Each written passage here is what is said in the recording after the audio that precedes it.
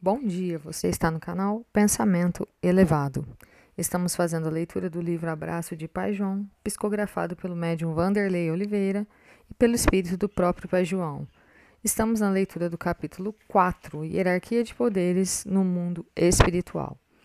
No último áudio, nós comentamos sobre os papéis, os diferentes papéis que ocupamos na nossa vida e que muitas vezes nos causam uma certa identificação com essa personalidade material, nos levando ao egoísmo, ao orgulho e atitudes impensadas. Tudo isso é fruto de um passado milenar que trazemos em que o nosso ego, agindo de maneira de defesa, acabou indo para um lado de interesses, um lado mais calculista, que seria o uso que o Pai João cita mais do lado esquerdo do cérebro.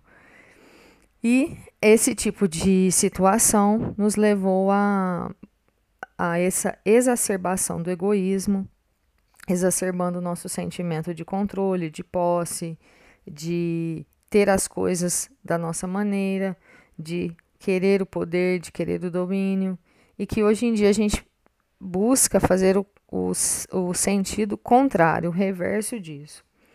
Essa identificação de papéis é fruto de uma imaturidade emocional e que nós vemos muito nas reuniões mediúnicas, quando determinados espíritos se comunicam e dizem: você sabe com quem você está falando? Você sabe quem eu sou? Então, se a gente der uma resposta simples, nós diríamos: você é um espírito, né? Um espírito em evolução. Mas esse tipo de fala mostra a profunda identificação que essa pessoa tem, esse espírito, com o papel que ele ocupava na vida, seja de um coronel, de um líder, de um rei, de uma rainha, né, de uma figura que tinha uma determinada posição social. E isso a gente vê também acontecer nas comunidades espíritas aí como um todo e em outras religiões, em que a gente não deve atribuir a responsabilidade total, uma idolatria cega aos dirigentes, aos coordenadores, porque são humanos falíveis. Eles têm responsabilidade, sim, sobre o comando dessas direções, porém, nós devemos respeito, porém, não são santos, não são pessoas que já atingiram o grau máximo de perfeição. Então, aí, às vezes, a gente vê certas situações, né? Tal líder religioso ou tal pessoa, aconteceu isso, e aí todo mundo que seguia essa pessoa também, mas está idolatrando um homem ou uma mulher, um ser humano que está em processo evolutivo. Então, por isso, essa responsabilidade de transformação e de gerir a própria vida, ela é nossa, ela não é do outro. O carente está distante de si, como ele fala, vive preocupado uma nutrição através de coisas, de posições, de pessoas, e não a nutrição profunda que só o amor fornece. Se ele estiver nutrido de amor por si mesmo, ele não vai ficar buscando amor em coisas, amor em pessoas, controlar situações, controlar pessoas, porque tudo isso é temporário, é passageiro e não dura. Esse caminho dessa extrema carência leva a dois extremos. Primeiro, a rejeição, porque de tanto querer que tudo seja do seu jeito ou que as pessoas ajam da forma que ele quer, ele se sente rejeitado por não ter suas expectativas correspondidas e acaba se isolando, que muitas vezes o leva à depressão e à indiferença.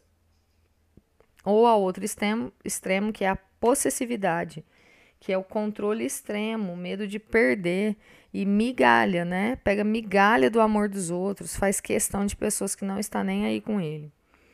Isso gera também o que eu vejo que é o pior desse extremo da carência, que é a codependência, que são aquelas pessoas manipuladoras, extremamente controladoras, extremamente magoadas, que fazem chantagem emocional, ameaçam às vezes se matar ou algumas coisas se você não agir do jeito que elas querem. É um extremo da carência, o extremo da possessividade, o extremo da falta de si mesmo. Então, Pai João cita como forma de solucionar, de resolver, de solução para isso. Integrar o lado direito e esquerdo do cérebro, unir a razão com o coração. O lado direito, ele cita que é o lado voltado para o sentimento, o lado do coração. Então, o carente pensa que está nutrindo, né, essas coisas e situações quando ele tem aquela posição, quando ele tem aquele lugar, mas na verdade ele não está nutrindo nada, por isso que ele está sempre vazio. Ele nunca se sente preenchido, nunca se sente bem.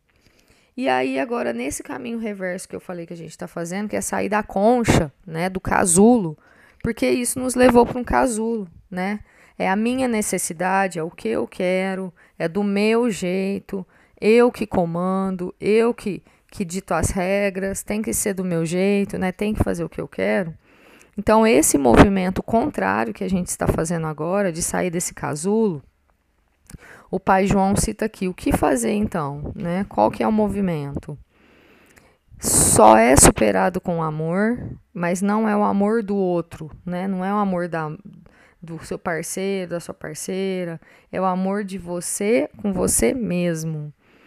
E com o tempo da gente cultivando essa importância a nós mesmos, esse carinho, esse cuidado consigo mesmo, reconhecendo os seus limites e as suas dificuldades, né, o que você tem para superar, abraçando isso e não usando isso como forma de se sentir mais ruim, né, de se colocar para baixo, que isso também é maturidade. O que você faz? Sai um pouco das suas necessidades, do que você precisa, ou do que você quer, ou do que você é, e começa a doar um pouco o outro, ajudar um pouco o seu semelhante, porque isso ele fala que vai criar uma ressonância, uma resposta, né? É o duro caminho para quem almeja ser amado, começando amando alguma coisa, nutrindo um sonho, desejando ser útil a alguém, né? Consumindo-se por um ideal que o leve a apaixonar-se pela vida, mas sem o sentimento de posse, vamos lembrar disso. Sem o sentimento de estar na frente, de comandar, de ter, porque o maior problema que nos confunde aqui é que a gente é o que a gente deseja aqui, né? A gente já tem a coisa e se sente aquela coisa desejada, né? E isso faz que a gente tenha esse apego. Então, é não ter esse apego. Continuando a leitura. Por isso, o amor ao próximo é tão importante? Exatamente. O amor ao próximo e de todas as iniciativas no bem de nosso semelhante são os movimentos de realização. Entretanto, o mais importante nesse movimento é que a pessoa sinta que está sendo boa a si mesma, que está fazendo algo que acrescente a si, sem depender de ninguém. Porque isso daqui te dá uma capacidade de se sentir bem sem que alguém tenha feito isso por você. Você fez naturalmente, espontaneamente, está se sentindo bem. Então não tem esse apego, essa coisa de ser seu, de ser do seu jeito, de ter o seu controle, né? É uma coisa espontânea e natural. Mas como amar ao próximo sem se amar? Existem gradações nesse processo, Carminha. Quem está no serviço em favor do bem ao próximo pode ainda não se amar. Por essa razão, chamar essa atitude de generosidade seria muito mais apropriado. As tarefas sociais em favor do semelhante, no mundo físico e aqui entre nós, são cursos intensivos para romper com essa casca grossa do nosso egoísmo. A generosidade altera a qualidade das ondas mentais e é capaz de quebrar a concha do nosso ego, estimulando novos hábitos sociais e emocionais. Aqui é a chave da mudança, porque a depressão, a gente já ouviu falar, é tempo demais para pensar só em si, pensar só em você. Então, quando você começa a pensar um pouco no outro, a ter empatia, a se sentir útil, você vai mudando toda essa conexão mental de pensamento que gira sempre em torno das mesmas coisas. Ah, ninguém gosta de mim, eu estou sozinho. Você fica sempre buscando, fica num ciclo, buscando uma coisa que não te preenche.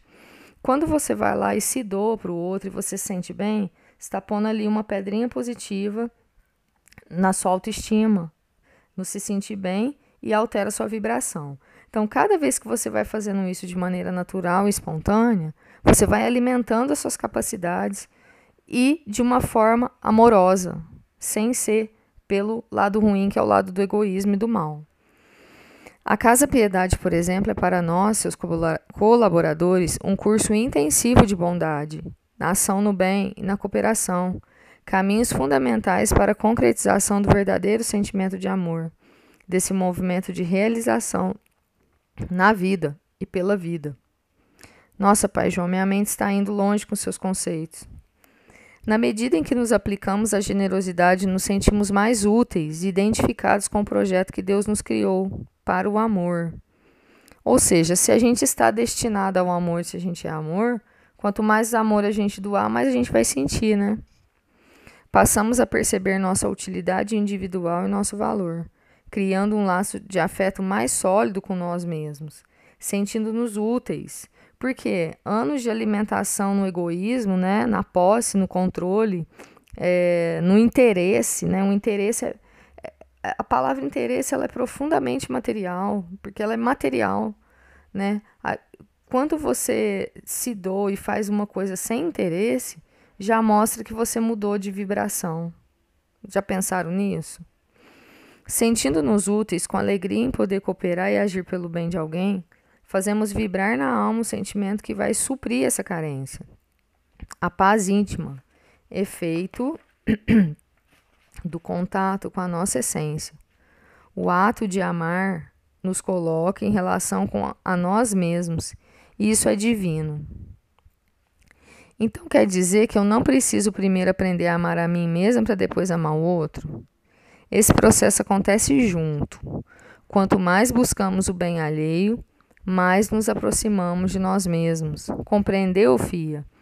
Porque é justamente o que eu estou falando, é vibração, né? Se você vai doar, você vai receber. Automaticamente você está se autoalimentando, alimentando um sentimento divino. Divino. É disso que eu estou falando. De divino, né? De sagrado. Compreendi sim, Pai João.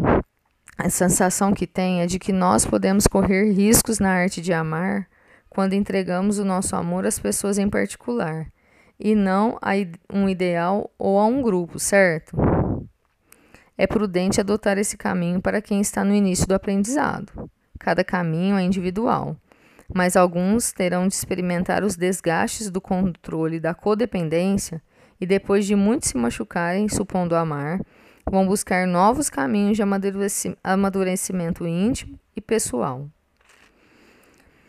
Então, às vezes a pessoa vai tropeçar, né? Ela vai amar um grupo mais do que ela mesma, ela vai transitar nesse caminho, nesse começo. Às vezes ela não vai acertar muito, mas ela vai aprender, né? E uma hora ela vai chegar aonde precisa. E é importante aqui que muitas pessoas falam assim, mas eu tenho que cuidar de mim primeiro, eu tenho que estar bem para ajudar o outro. E aí, se você ficar sempre nesse pensamento de você tem que estar bem primeiro, principalmente na questão material, é o que eu falei, você não sai dessa vibração, porque você fica na vibração só de si mesmo. E o ciclo começa a mudar, essa onda começa a mudar quando você começa a sair de si mesmo. Esse é o passo. Então, existem formas, às vezes a gente acha que a gente tem que fazer coisas mirabolantes, né? Você tem que ir lá num centro e fazer uma sopa. Tem tantas formas da gente ser útil a alguém, em coisas pequenas, dentro da nossa própria casa. A gente exercita o desapego, a gente exercita a caridade, a gente exercita a tolerância. Às vezes os outros não precisam saber, quem tem que saber é você, que aquilo já é um desafio para si mesmo. Eu ouvi até no estoicismo, né, que eles falam para você exercitar um desapego de uma coisa que você faz todo dia igual. Por exemplo, vou dar um exemplo aqui, comer. Você come todo dia no mesmo horário e daquela forma. Exercita. Não, hoje eu vou comer um pouco mais tarde, né? Ou não vou comer naquele horário, eu vou comer só à noite. Isso já é um desapego para você, já é uma forma de sair. É um exemplo bobo, é uma coisa pequena, mas é do pequeno que a gente começa, não é do grande.